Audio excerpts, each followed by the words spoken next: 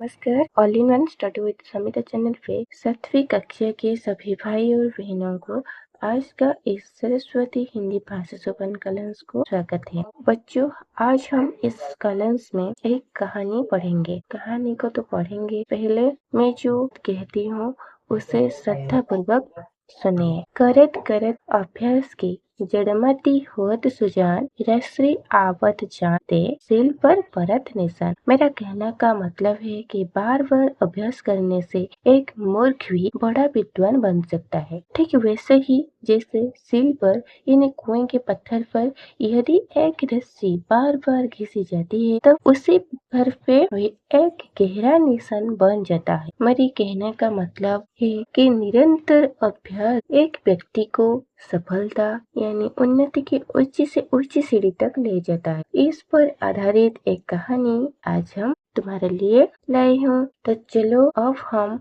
इस कहानी को पढ़ेंगे। अब तक तुम जान चुके होंगे तो कि हम किस बारे में आज पढ़ेंगे। कहानी का नाम क्या है? इस कहानी का नाम है अभ्यास का महत्व। मतलब बारंबार अभ्यास करने से क्या सफलता मिलती है, उसी के बारे में आज हम इस कहानी में पढ़ेंगे। तो बात बहुत पुरानी है, जब शिक्षा के लिए बच्चे स्कूल नहीं जाते थे बल्कि उनके माता पिता उन्हें गुरुकुल भेज देते थे। आज इस कहानी में वैसी ही एक गुरुकुल के और एक छत्रों के वरदराज नाम का एक बालक था। जब वह 5 वर्ष का हो गया, पिता ने उसे पढ़ने के लिए गुरुजी के आश्रम में भेज दिया। गुरुजी के पास और भी बहुत से बालक थे। वरदराज भी पढ़ने लगा। उन दिनों बालक आश्रम में रहकर गुरुओं की सेवा करते हुए विद्या प्राप्त करते थे। वरदराज मंदबुद्धि का बालक था। उसे कुछ याद नहीं रहता था। गुरुजी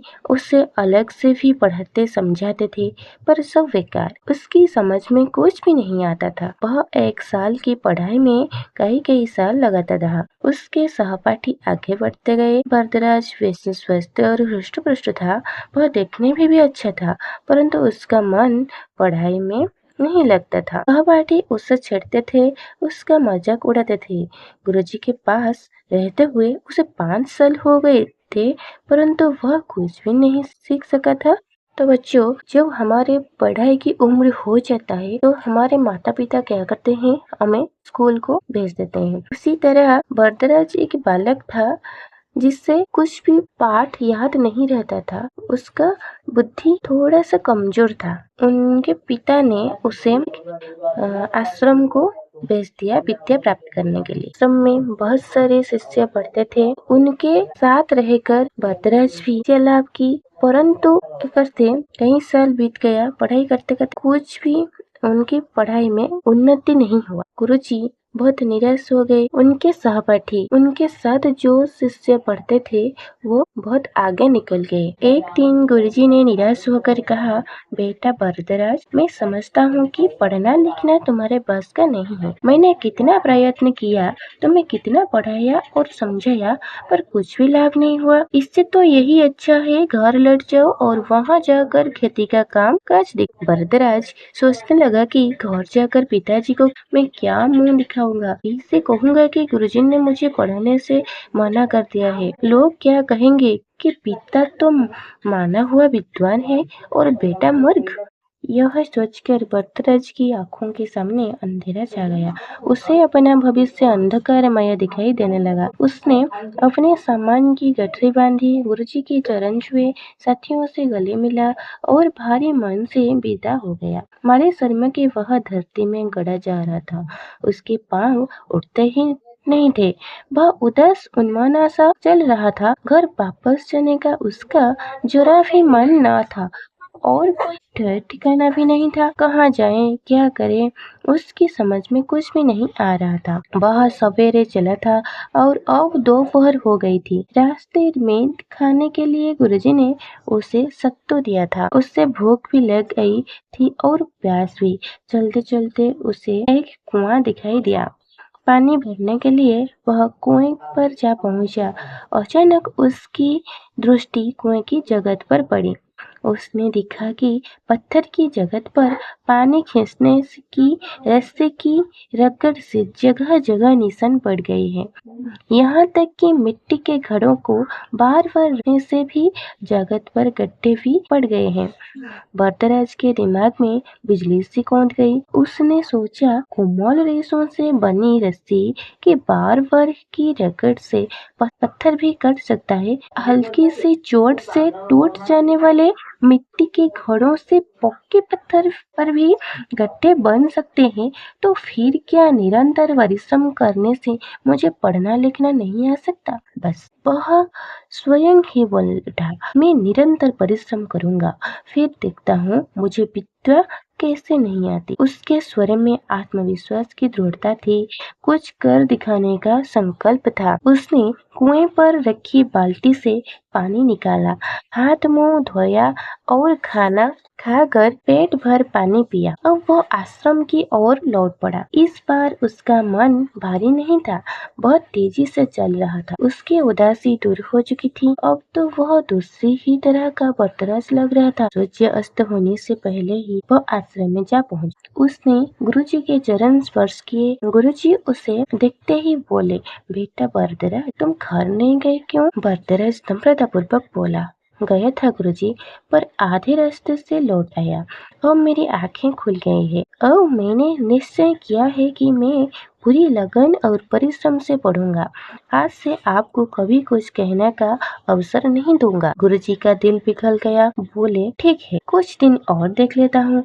तुम जो कुछ कह रही हो उसे कर दिखाओगे तो मुझे बड़ी प्रसन्नता होगी। उसके साथियों को जब पता चला कि वह फिर वापस आ गया है, तो वे तरह तरह की बातें बनाने लगे। वरदराज ने मन लगाकर पढ़ना प्रारंभ किया और तो उसकी भूख और नींद पता नहीं कहाँ चली गई थी। वह रात को देर तक पढ़ता रहता और प्रातः सबसे पहले उठ जाता। दिन में भी वह एक क्षण व्यर्थ नहीं गंवाता था। फिर क्या था, जो पाठ याद करना उसे ऊंचे पहाड़ पर चढ़ने की तरह कठिन लगता था, वही अब सरल हो गया। गुरुजी और दूसरे छात्र वरदराज के स्वभाव में हुए इस परिवर्तन को देखकर आश्चर्य में डूब गए। अब वरदराज की गिनती सफल और अच्छे छात्रों में होने लगी। यह उसकी लगन और कठोर परिश्रम का ही फल था। आगे चलकर यही वरदराज संस्कृत के प्रसिद्ध विद्वान हुए। संस्कृत में पाणिनि का व्याकरण सिद्ध है, किंतु इस पर आधारित व्याकरण के प्रसिद्ध ग्रंथ सिद्धांत कौमुदी को समझना विद्यार्थियों के लिए बहुत कठिन था।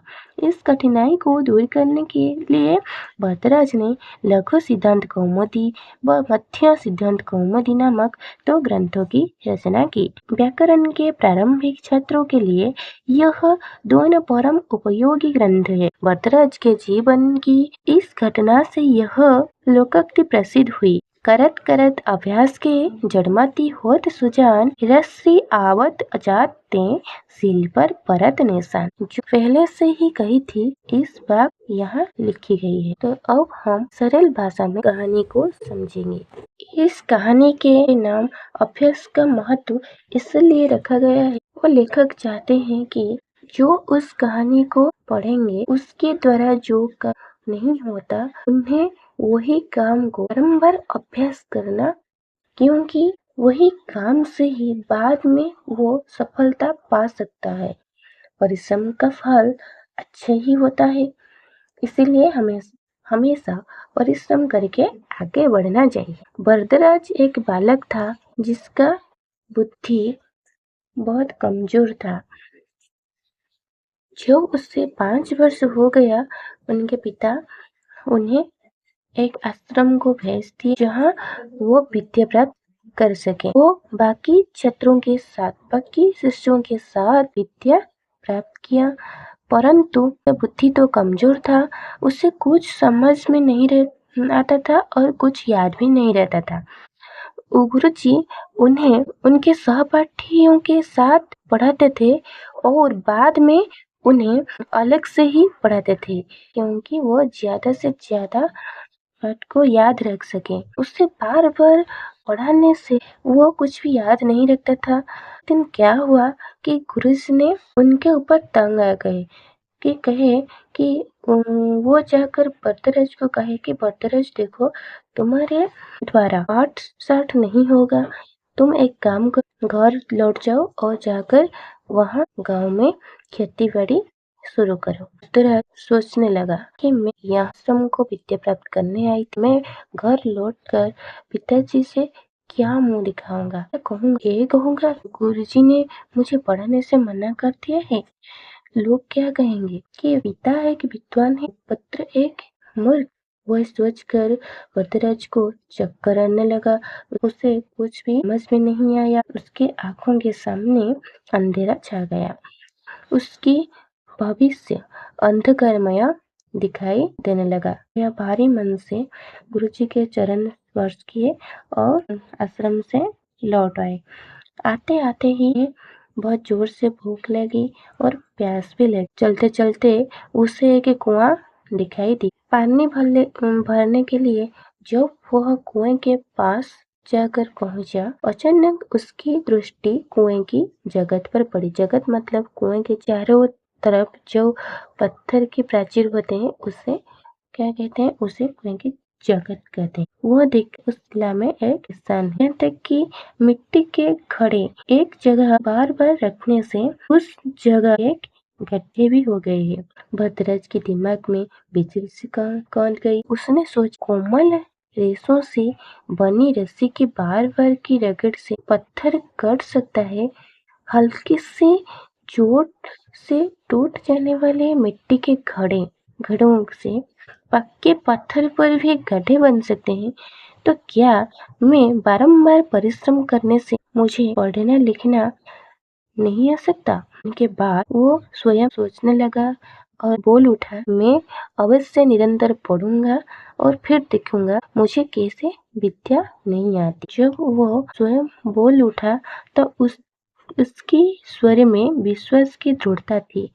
कुछ कर दिखाने का प्रतिज्ञा था। कुएं पर रखी बाल्टी से कुएं से पानी निकाला, हाथ मुंह धोया और गुरुजी ने जो सत्तू दिए थे उसे पेट भर खाया और पानी भी पिया। वो घर लौटने की जगह गुरुजी के चरण को स्पर्श किए। गुरुजी उसे देखकर आश्चर्य हो गए। बोले कि बेटा भरतराज, तुम घर नहीं गए क्यों? भरतराज नम्रतापूर्वक बोले, गया था गुरुजी, पर आधे रास्ते से लौट आया। मेरी आंखें अब खुल गई है। मैं निश्चय किया है कि निरंतर परिश्रम करूंगा, मन लगाकर पढ़ाई करूंगा, अवश्य आपको कुछ कहने का अवसर नहीं दूंगा। वो बात को सुनकर गुरुजी के दिल भी पिघल गया। भरतराज को कहे कि ठीक है, कुछ दिन और देख लेता हूँ। यदि तुम परिश्रम करके आगे बढ़ो तो मुझे बहुत आनंद मिलेगी, अर्थात मैं बहुत प्रसन्नता होगी। उसके साथियों को जब पता चला कि भरतराज फिर से आश्रम को आ गया तो वो तरह तरह की बातें बनाने लगे। भरतराज ने मन लगाकर पढ़ना आरंभ किया। अब तो उसकी भूख और नींद पता नहीं कहाँ चली गई थी। भी रात को देर तक पढ़ता रहा। सुबह पहले से उठ जाता था। अन्य शिष्यों के तरह एक क्षण भी व्यर्थ नहीं करता था। उसे जो पाठ याद करने के ऊंचे पहाड़ पर चढ़ने की तरह कठिन लगता था, वो अब सरल हो गया। गुरुजी और दूसरे छात्र भरतराज को स्वभाव में इस तरह के परिवर्तन देखकर आश्चर्य हो गए। अब भरतराज की गिनती सफल और अच्छे छात्रों में होने लगी। यह उसकी लगन और कठोर परिश्रम का ही फल था। और आगे भरतराज संस्कृत के प्रसिद्ध विद्वान हो गए। संस्कृत पाणिनि का जो व्याकरण प्रसिद्ध था, इस पर आधारित व्याकरण को, सिद्धांत कौमुदी को समझने के लिए विद्यार्थियों को बहुत कठिन लगता था। इस कठिनाई को भरतराज ने लघु सिद्धांत कौमुदी, मध्यम सिद्धांत कौमुदी नामक 2 ग्रंथ की रचना करके वह कठिनाइयों को दूर किए। व्याकरण के प्रारंभिक छात्र उन छात्रों के लिए यह दोनों परम उपयोगी ग्रंथ हो गया। भरतराज के जीवन की इस घटना से ही लोकोक्ति प्रसिद्ध हो। यही कहते हैं, करत करत अभ्यास के जड़मती होत सुजान, रश्रि आवत जात ते सिल पर परत निशान। बारंबार अभ्यास करने से एक मूर्ख बड़ा विद्वान बन सकता है। और पत्थर पर यदि एक रस्सी बार-बार सील और पत्थर पर यदि एक रस्सी बार-बार घिसी जाती है तो उस पत्थर पर भी एक गहरा निशान बन जाता है। उसी तरह हमें भी बारंबार परिश्रम करके आगे बढ़ना चाहिए। तो बच्चों, आशा करती हूँ कि इस विषय को तुम अच्छी तरह समझ चुके होंगे। यदि तुम्हें यह वीडियो अच्छी लगी हो तो निश्चय एक लाइक करना, अपने दोस्तों के साथ शेयर करना, जिससे वो इस वीडियो से कुछ शिक्षा पा सके। तो चैनल को अवश्य सब्सक्राइब करना। वीडियो कैसा लगा कमेंट में बताना। अगले वीडियो में हम इस विषय के अंतर्गत प्रश्न का उत्तर करेंगे। अब रहती हूँ, जय जगन्नाथ।